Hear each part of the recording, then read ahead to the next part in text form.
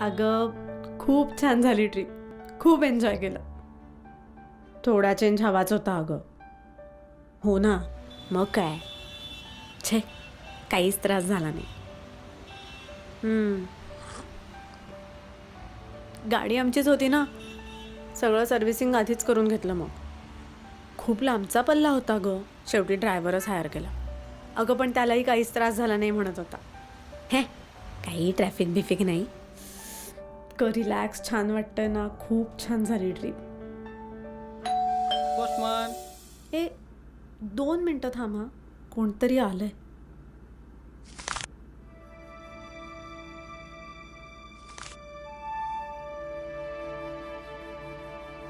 अगं कोणीतरी पत्र पाठवलंय.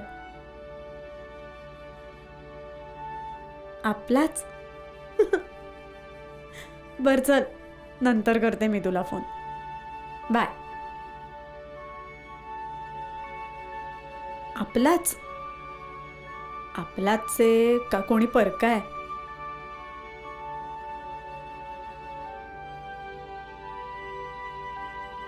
काही वर्षांपूर्वी मी अशाच पाकिटातून दादाला राखी पाठवायचे आणि आता व्हॉट्सॲपवर राखीचा फोटो.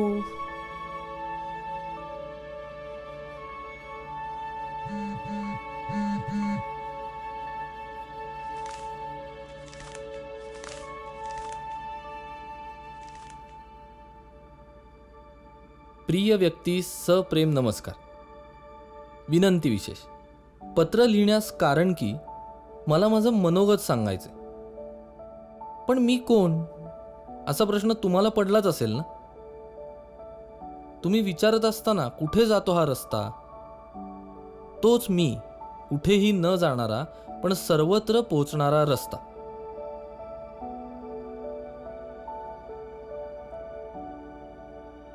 रस्ता कसं काय पत्र पाठवेल असंच वाटतंय ना तुम्हाला. तसं तर ना मी बोलू शकतो, ना लिहू शकतो, ना वाचू शकतो, कारण मी निर्जीव आहे. पण माझ्यासारखंच निर्जीवच का असेना, मलाही एक मन आहे.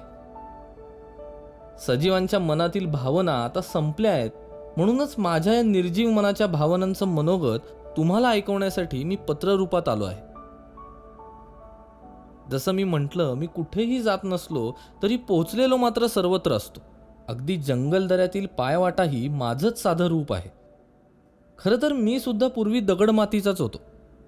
आत्ताही असाच आहे, पण काही ग्रामीण भागात.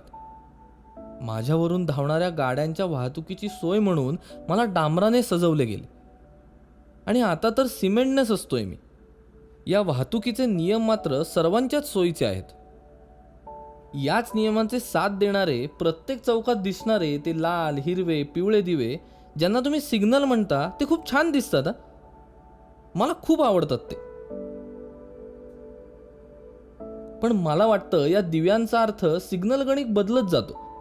म्हणजे एका सिग्नलला लालचा अर्थ थांबा असेल तर दुसऱ्या सिग्नलला याच लालचा अर्थ जमेल तितक्या वेगाने निघून जा असाच असेल ना.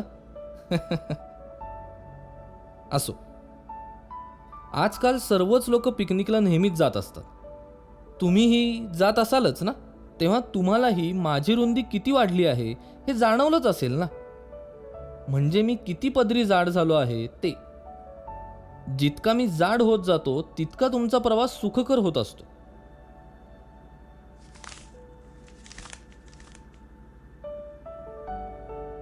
गर्दी, गोंधळ, ट्रॅफिक जॅम याचा त्रास होत नसणार तुम्हाला.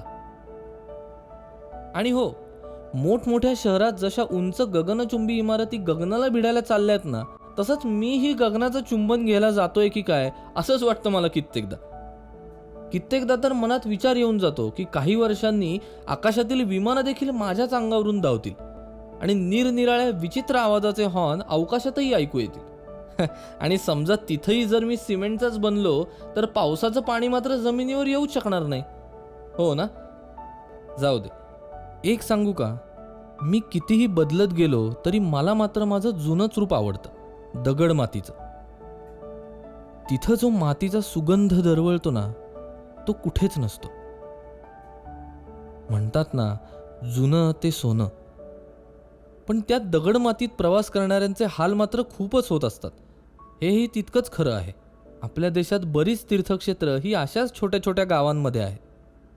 त्यामुळे देवदर्शनाला येणाऱ्या भक्तांनाही माझ्यामुळेच खूप त्रास होत असतो. मला त्यांची काळजी वाटते हेही तितकंच खरं आहे. अशाच खेड्यापाड्यात छोट्या छोट्या गावात मला डांबरीकरण रूपात पोहोचायचंय.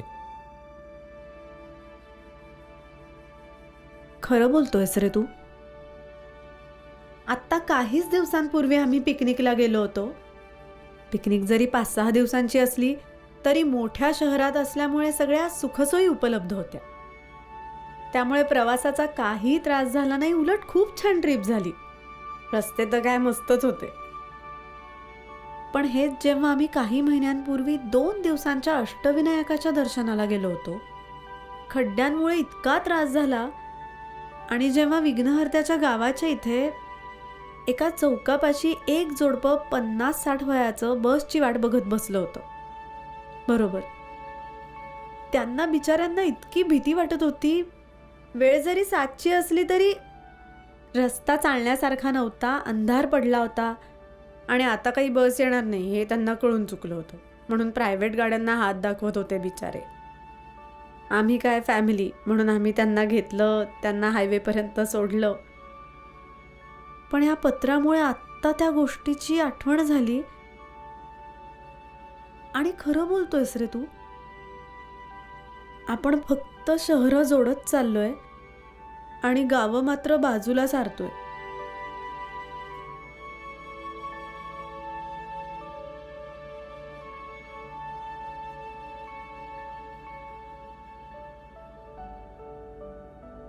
कित्येक ठिकाणी मला रुंद करण्यासाठी माझाच मित्र असलेल्या आणि या निसर्गराजाचा रक्षणकर्ता असलेल्या डोंगरावर घाव घातले जातात.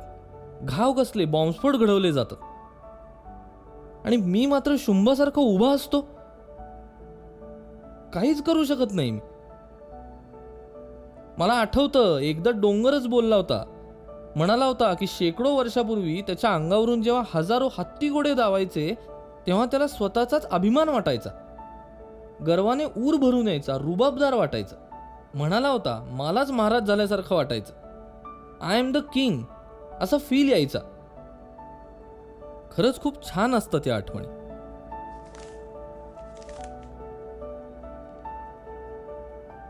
काही ठिकाणी माझ्या दोन्ही बाजूंनी वर्षानुवर्षे उभं राहून मला सावली देणाऱ्या, प्रवासाची रंगत वाढवणाऱ्या, वाऱ्याच्या झुळकेसोबत प्रसन्न मनाची गाणी आठवून देणाऱ्या त्या बिचाऱ्या वृक्षांनाही माझ्याच सुशोभीकरणासाठी प्राणांची आहुती द्यावी लागते. आणि तिथेही मी शुंभच. माझ्याच अंगावर बऱ्याच ठिकाणी शिवकालीन आज्ञापत्रातील पर्यावरण रक्षण याचे बोर्ड लावलेले असतात. याच आज्ञापत्रात छत्रपती शिवरायांनी केलेल्या आज्ञाही व्यर्थ गेल्या अशाच वाटतात. आता या आज्ञापत्रात काय लिहिलंय हे मला नका विचारू. फक्त यातली 2 वाक्य सांगतो. ही झाडे 1-2 वर्षांनी होतात असे नाही. रयतेने ही झाडे लावून लेकरांसारखी बहुत काळ जतन करून वाढविली. बलात्कार सर्वथैव न करावा. आठवलं ना? या सगळ्यामध्ये निसर्गाला वाचवण्यासाठी मी काहीच करू शकत नाही आणि माझी काही चूक नसली तरी हा निसर्ग मात्र माझ्यावरच रागवतो. कसा घालवणार मी या निसर्गाचा राग?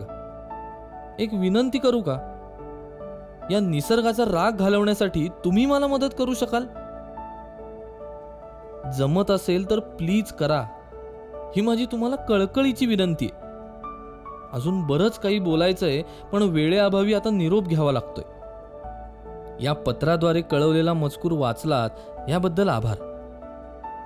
तुमच्या आयुष्याचा प्रवास सुखद सुफळ होवो हीच शुभेच्छा देत आम्ही जातो आमूच्या गावा, आमूचा राम राम घ्यावा म्हणत निरोप घेतो. जमल्यास पत्राला जपा आणि इतरांनाही वाचायला द्या. कळावे लोभ असावा. आपलाच लाडका रस्ता.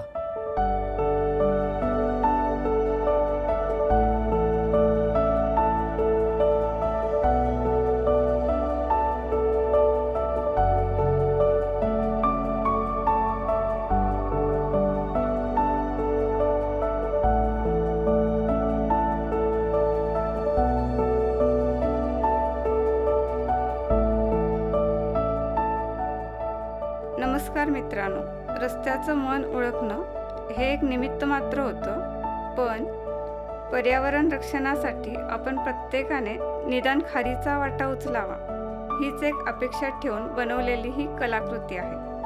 तर हा खारीचा वाटा आपण प्रत्येकाने उचलायचा ना.